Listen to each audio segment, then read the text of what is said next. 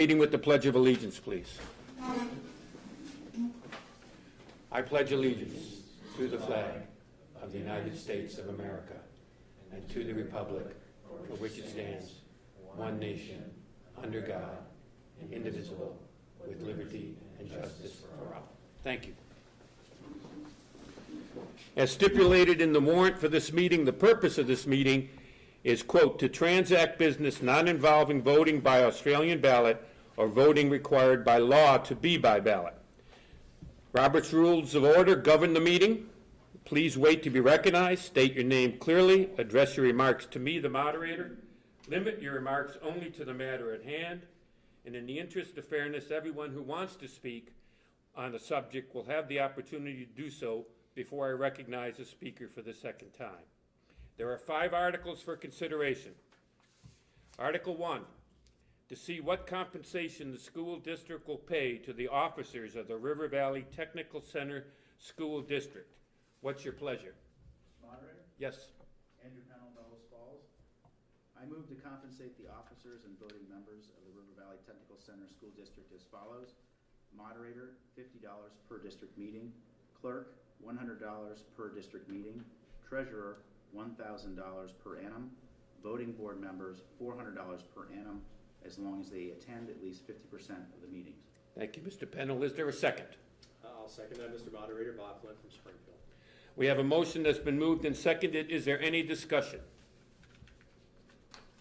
Seeing and hearing none, we have a motion to compensate the officers and voting members of the River Valley Technical Center School District as follows. Moderator, $50 per meeting. Clerk, $100 per meeting. Treasurer, $1,000 per annum. Voting board members, $400 per annum, as long as they attend at least 50% of the meetings. All those in favor indicate by saying aye. Aye. Any opposed? Motion carries. Article 2, to hear and act on the reports of the school district officers. What's your pleasure? Mr. Moderator, Barbara Cochane, and I move to accept the reports of the River Valley Technical Center School District officers. Thank you for that motion. Is there a second? Mr. Moderator, Bob Flynn, I'll second. We have a motion that's been moved and seconded.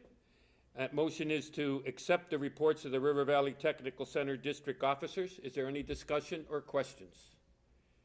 Hearing none. Are you ready for the vote? All those in favor indicate by saying aye. Aye. Any opposed? Motion carries.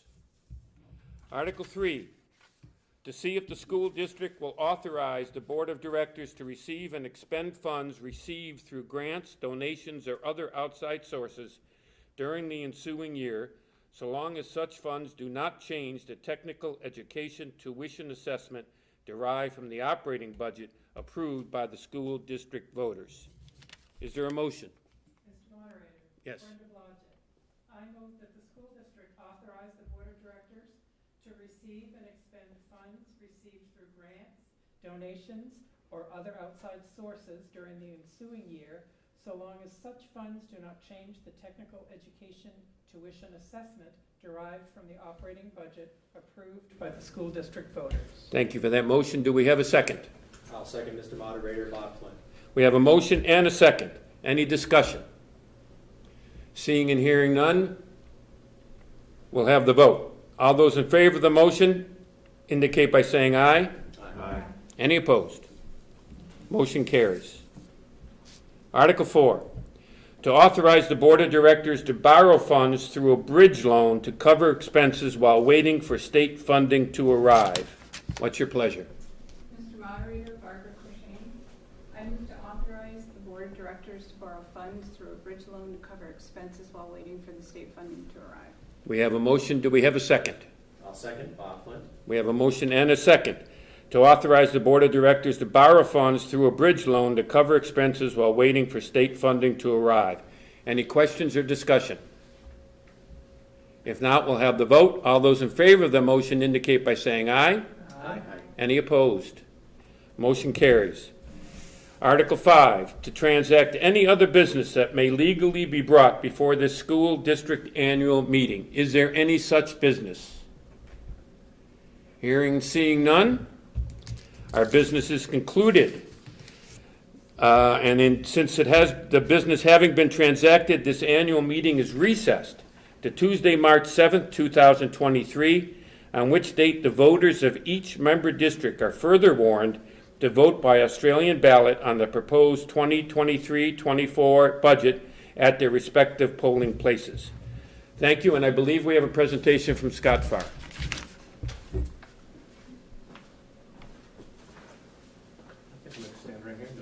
I'll do a quick budget overview for folks to inform them what they'll be voting on next Tuesday.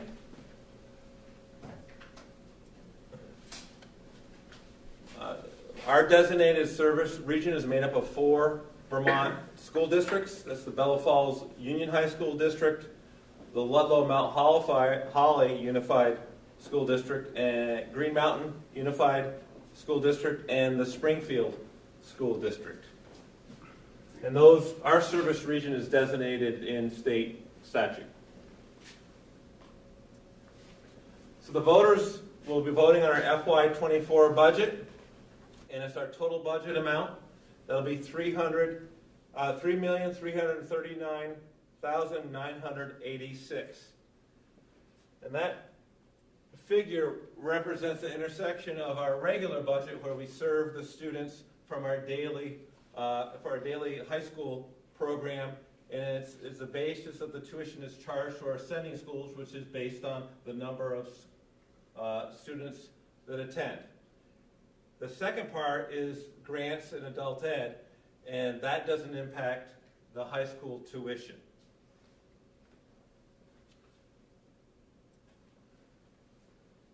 So when you put the two together, you get the $3,339,570. The local budget to run that high school program is $3,100,986. And then the grants and adult ed are in there. That represents an increase of $313,578 over last year, and it's really the impact of increased costs that then also impact on our enrollment from the pandemic, because our funding mechanism goes back through the time of the pandemic. This is the impacts on the schools that we serve. So you can see the impacts go up and down, and really that's based on whether we served more students in the previous 6 semesters. So you can see we've been serving more students from Bellows Falls. We had a drop from Ludlow, Mount Holly, and Green Mountain, and then we've seen an increase from Springfield. And it's really students that choose to come here.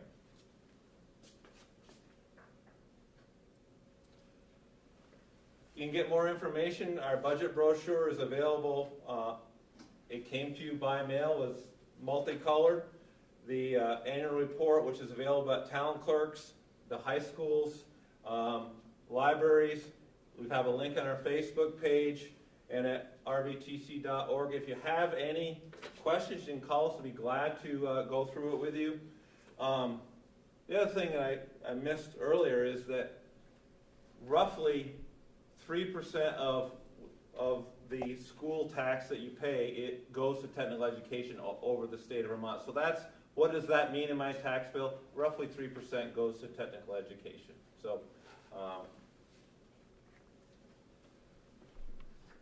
where do I vote? You vote where you would vote on your school budget and your town budget. And that's next week, the 7th. So thank you. And Ms. Chair. Thanks.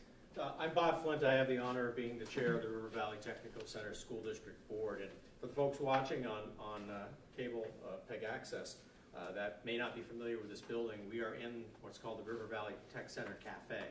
So this is an actual functioning restaurant that is manned or staffed by students that learn how to run a restaurant.